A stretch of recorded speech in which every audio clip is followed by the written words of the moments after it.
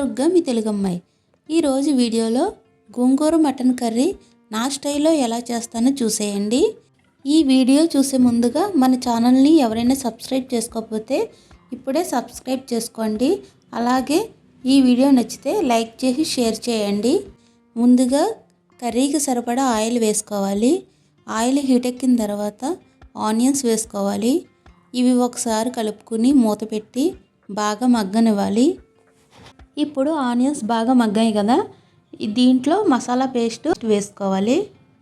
ఈ మసాలా పేస్ట్ నేను చేసే ప్రతి నాన్ వెజ్ కర్రీస్లో వేస్తానండి.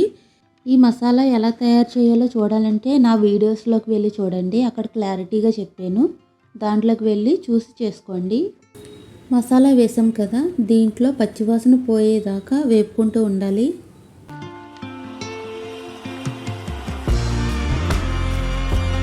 ఇప్పుడు మసాలా బాగా వేగింది కదా, ఇప్పుడు దీంట్లో శుభ్రంగా కడిగిపెట్టిన మటన్ వేసుకోవాలి.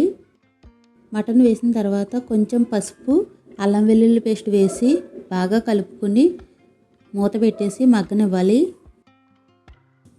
మటన్ కొంచెం మగ్గాక కర్రీకి సరిపడా కారం, రుచికి తగ్గట్టు ఉప్పు వేసి ఒకసారి బాగా కలుపుకోవాలి.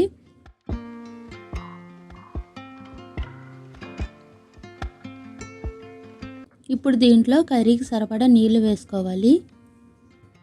నీళ్లు వేసాక ఒకసారి కలుపుకొని మూత పెట్టి కర్రీ సగం ఉడకనివ్వాలి. ఇప్పుడు కర్రీ సగం ఉడికింది కదా, దీంట్లో గోంగూర వేసుకోవాలి. మీరు చేసే క్వాంటిటీని బట్టి గోంగూర వేసుకోండి.